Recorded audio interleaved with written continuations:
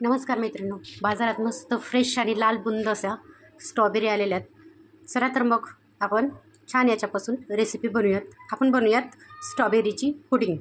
मस्त आणि हेल्दी अशी रेसिपी आहे, तुम्ही नक्की ट्राय करा। आणि फक्त दुधापासून तयार होते। मस्त रेसिपी आहे, सेम आईस्क्रीम सारखीच। थंडीमध्ये आपण आईस्क्रीम खाऊ शकत नाही म्हणून पुडिंग। चला तर मग रेसिपीसाठी मी इथे स्ट्रॉबेरी घेतले, एकदम फ्रेश आणि मस्त स्ट्रॉबेरी आहेत। थोडेसे स्ट्रॉबेरी आंबट असतात, आता सर्दी असल्यामुळे थंडी आहे त्याच्यामुळे सर्दी आणि खोकला येऊ शकतो, त्यामुळे मी ही रेसिपी बनवत आहे मुलांसाठी स्पेशली। तर मी इथं पाणी घेतलं आहे आणि त्याच्यामध्ये आपण ज्या स्ट्रॉबेरी घेतल्यात ना त्या पाण्यामध्ये टाकून द्यायच्या। त्याच्या आधी देठ काढायचं, हिरव्या कलरचे पानं असतात ते काढून टाकायचे आणि स्ट्रॉबेरी या प्रकारे आपण सगळ्या स्ट्रॉबेरी पाण्यामध्ये धुवायला टाकून देऊयात। मस्त धुवायच्या पाण्यामध्ये। आठवण करून तुम्ही मीठ टाका। मीठ टाकलं की त्याच्यामध्ये जे घाण, तुम्हाला तर माहिती आहे कोरोनापासून मिठाचं किती महत्त्व आहे, पाण्यामध्ये टाकलं तर पूर्ण आपल्या भाज्या स्वच्छ होतात। त्याचप्रकारे हे आपली स्ट्रॉबेरीसुद्धा एकदम छान स्वच्छ पाण्यामधून धुवून निघली आहे। तर चला तर मग आपण स्ट्रॉबेरी काढून घेऊयात। मी तुम्हाला पाणी दाखवते मैत्रिणींनो, किती घाण एकदम क्षार असल्यासारखं आपलं पाणी झालेलं आहे। हे बघा, फ्रेश एकदम लाल बुंद अशी स्ट्रॉबेरी आपली फ्रेश धुवून झाली आहे, ती आपण साईडला ठेवूयात। आणि मी तुम्हाला आता पाणी दाखवते। हे बघा मैत्रिणींनो, बघा पाणी किती, त्याच्यामध्ये माती म्हणा किंवा क्षार किती आहेत। तर आठवणीने तुम्ही पाण्यामध्ये मीठ टाकून मगच धुवून घ्या स्ट्रॉबेरी। तर स्ट्रॉबेरी आपली छान फ्रेश धुवून झाली आहे।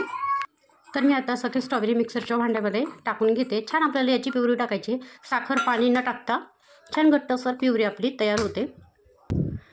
हे बघा मैत्रिणी, किती मस्त घट्ट आणि एकदम लाल नैसर्गिक कलर नाही का, मस्त झाली आहे। तर आता दुसरीकडे मी कढईमध्ये 2 कप दूध घेत आहे। अजिबात गॅसवर वगैरे ठेवायचं नाही, खालीच आपल्याला ही प्रोसेस करून घ्यायची आहे गॅस बंद असतानाच। तर इथे मी 2 कप दूध घेतलं आहे, त्याच्याचमध्ये मी टाकून घेते 2 चमचे कॉर्नफ्लोअर।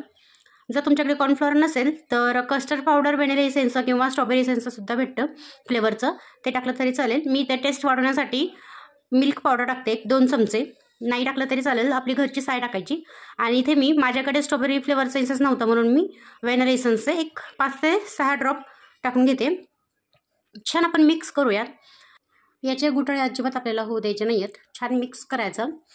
असं हाताने चमच्याने केलं तरी चालेल किंवा असं विस्कर असेल तरी चालेल। तर आता आपण याच्यामध्येच टाकून घेऊया, जी आपण स्ट्रॉबेरीची प्युरी केली होती ना ती आपण 2 ते 3 चमचे टाकून देऊयात, जसं आपल्याला फ्लेवर पाहिजे तसा। मी इथं एक 4 चमचे प्युरी टाकून घेते। छान आपण हे मिक्स करून घेऊयात। एकदम छान असा गुलाबी कलर आपल्या स्ट्रॉबेरी पुडिंगला आलेला आहे, तुम्ही बघू शकताय। आता हे आपण गॅस मीडियम फ्लेमवर करून एक 5 ते 6 मिनटं याला शिजवून घेऊयात। मीडियम फ्लेम ठेवायची, एकदम फुल पण नाही आणि एकदम घट्ट नाही। एक 4 मिनटानंतर बघू शकता तुम्ही मैत्रिणी, किती मस्त आपलं हे घट्ट होत आलेलं आहे। आपण त्यात कॉर्नफ्लोअर टाकलं होतं आणि कॉर्नफ्लोअर जर नसेल तर तांदळाचं पीठ टाकलं तरी चालेल। इसेन्स आठवणीने टाका, कोणचंही टाकला तरी चालेल, इसेन्सचा काहीच प्रॉब्लेम नाही। तुमच्याकडे जे असेल किंवा इसेन्स नसेलच तर आपली विलायची टाकली तरी चालेल। छान याला आपण हलवून घेतलं आहे, तुम्ही बघू शकता मित्रांनो किती घट्टपणा याला आलेला आहे। तुम्ही नोटीस केलंच असेल की मी याच्यामध्ये अजून साखर टाकलेली नाही आहे। आपण साखर टाकणार आहोत, पण हे थोडंसं थिकनेस आलं की आता आपण या स्टेजला साखर ॲड करूयात। मी इथे 2 चमचे साखर घेतली आहे, तुम्ही तुमच्या आवडीनुसार कमी जास्त करू शकतात। छान आपण हे मिक्स करून घेऊयात आणि आता एक साखर मिक्स होईपर्यंत आपण एक 2 मिनटं याला परतून घेऊयात। हे बघा, आता छान आपलं हे थिकनेस आलेलं आहे, तुम्ही बघू शकता मित्रांनो। असं एका पळीला घेऊन जर अशी लेअर जर चमच्याला येत असेल तर म्हणजे आपलं बॅटर छान झालेलं आहे। हे बघा, छान आपल्याला कोटिंग झालेलं आहे आपल्या चमच्यावर। तर या स्टेजला आपण गॅस बंद करून एका डब्यामध्ये हे सगळं मिश्रण आपण काढून घ्यायचं आहे। मी इथे केकचंच टीन घेतलेलं आहे, त्याच्यामध्येच आपण हे सगळं बॅटर काढून घेऊया। गरम आहे तोपर्यंतच आपण हे डब्यामध्ये काढून घ्यायचं आहे। हे थंड होतच आहे तोपर्यंत मी गॅसवर तीच कढई धुवून ठेवली आहे, त्याच्यामध्ये आपण जी राहिलेली स्ट्रॉबेरीची प्युरी आहे ती टाकून घ्यायची आहे। आपल्याला आता स्ट्रॉबेरीचा सॉस बनवायचा आहे, सॉस किंवा जॅम म्हटलं तरी चालेल। हे मी बनवते तेच आपण चपातीवर लावून किंवा ब्रेडवर लावून खाल्लं ना तरी अप्रतिम लागतं। तर स्ट्रॉबेरीच्या प्युरीमध्ये आपण साखर टाकून घेणार आहोत। इथे मी 2 चमचे साखर ॲड केलेली आहे। हे छान आपण मिक्स करून एक 2 ते 3 मिनटं आपण छान ह्याला एक खळखळीत उकळी येऊन घेऊयात। थोडंसं दाटसरपणा आला पाहिजे बघा या प्रकारे। तर आता मी या स्टेजला टाकून घेते याच्यामध्ये कॉर्नफ्लोअर। याच्यामध्ये मी कॉर्नफ्लोअर घेतलं आहे, तर इथे मी 1 चमचा कॉर्नफ्लोअर घेतला आहे, ते पाण्यामध्ये ॲड करायचा, छान मिक्स करून घ्यायचं आणि गॅस एकदम कमी ठेवायचा।